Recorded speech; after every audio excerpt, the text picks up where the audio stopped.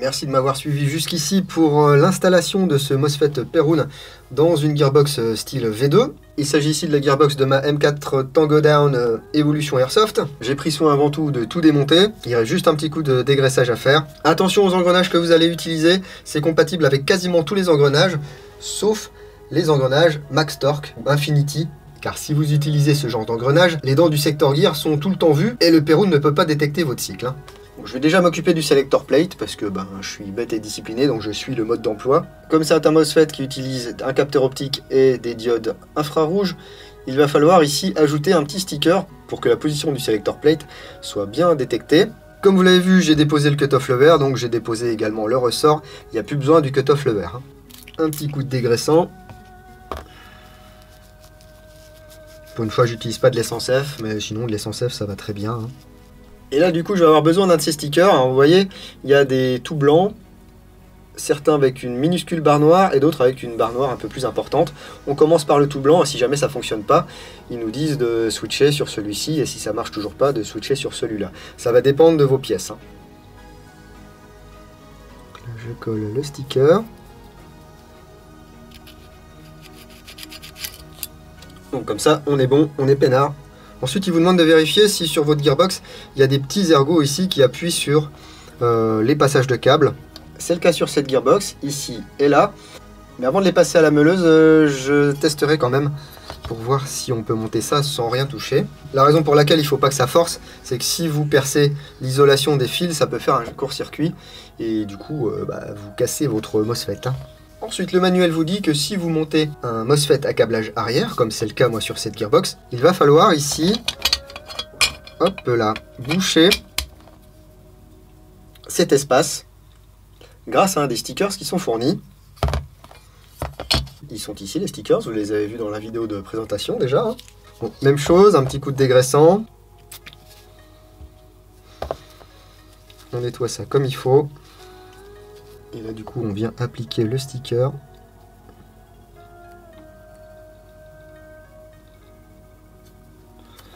Et forcément il y a le trop au milieu, donc n'appuyez pas au milieu, appuyez en bas et en haut. Vous voyez ici ça va empêcher la lumière de rentrer, comme ce sont des capteurs optiques. Si vous avez de la lumière parasite qui y rentre, la réplique peut se mettre à tirer toute seule.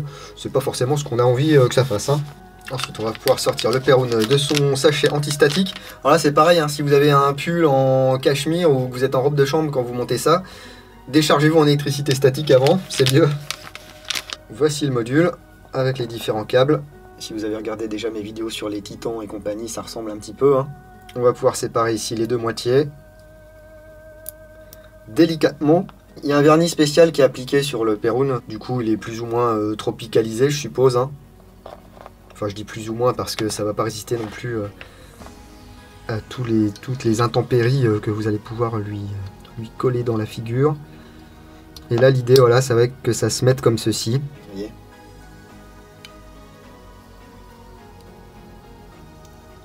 Faut pas que ça force. Ici on va voir les capteurs du selector plate. On a une petite rondelle isolante là, je sais pas si vous la voyez, parce qu'elle est transparente. Et on va venir fixer ici la vis.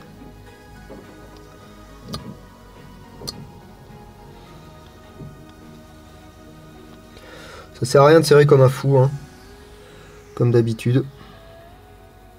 Bon, je suis content parce qu'il n'y a pas de modif à faire. Sur certaines marques, ils vous disent dans le manuel qu'il peut y avoir des modifications, notamment sur les gearbox Crytek. Ici, comme d'hab, on va faire attention à ce que la vis ne dépasse pas et à ce que le selector plate, lui, coulisse librement. C'est le cas. On va mettre le sector gear ici. Faut que ça touche nulle part. Ok. Là on va mettre les fils en place. Le fil rouge de commande en premier.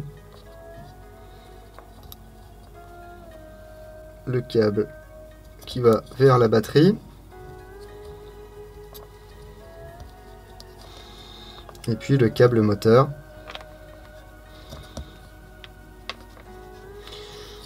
L'isolation là est en espèce de silicone. Un petit peu comme ça se faisait sur les ASCU. Sur cette gearbox, ce qui est sympa, c'est qu'on va avoir ici un emplacement qui va protéger les câbles. Donc là, je vais en profiter avant de mettre l'autre partie du Perun pour regarder si je peux fermer ma gearbox tranquillement ou s'il va falloir que je lime mes ergots. Non.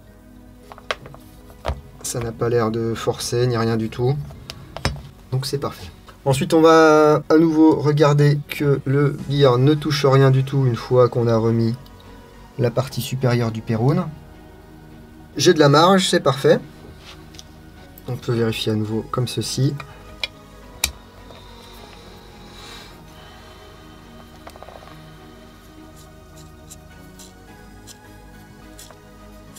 Ça touche rien. Je suis serein. Bon, s'il faut, ça ne fonctionnera pas. Hein. Peut-être que je suis une quiche et que je suis en train de faire n'importe quoi. Du coup, là, on va pouvoir remonter tous les éléments de la gearbox. Je vais mettre un tout petit peu d'huile sur les roulements. C'est de l'huile pour roulement, hein, qui est assez fluide. Point trop n'en faut. C'est vrai que je vous montre jamais cette étape, mais je la fais à chaque fois, bien sûr. Hein. La lubrification, c'est très important sur un système mécanique comme celui-ci. C'est pas de l'horlogerie suisse, mais quand même. Ici, je mets un tout petit peu de gras. Ici également. Ça va se répartir ensuite. Hein.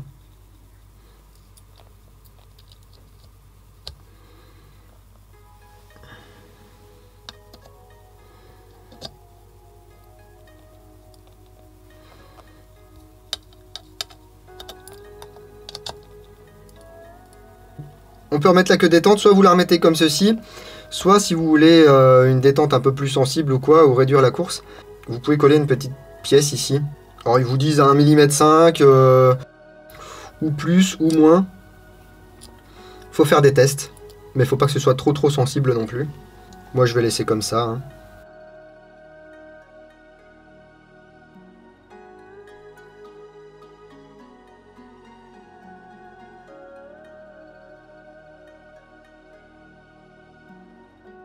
Ici j'ai de la chance, j'ai pas besoin de tenir en plus le ressort et le guide de ressort, hein, vu que c'est une gearbox avec changement de ressort rapide.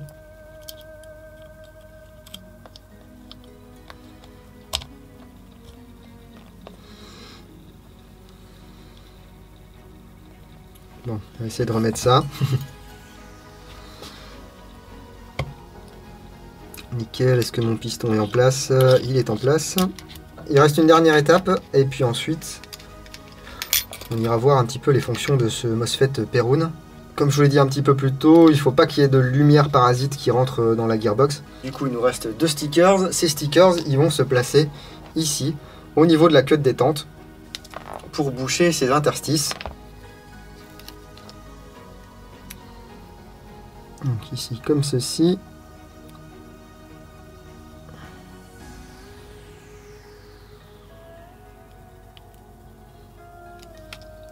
Et l'autre de l'autre côté.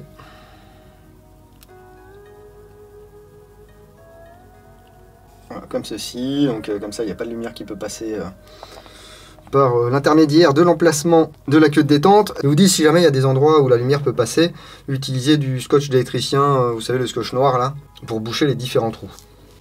Bon bah écoutez, on va aller voir si ça fonctionne, hein. Je vais remettre ça dans la réplique, en espérant pas avoir de soucis. Pour retourner à la vidéo de présentation du Perun, je vous invite à cliquer sur le i qui va apparaître en haut à droite de votre écran.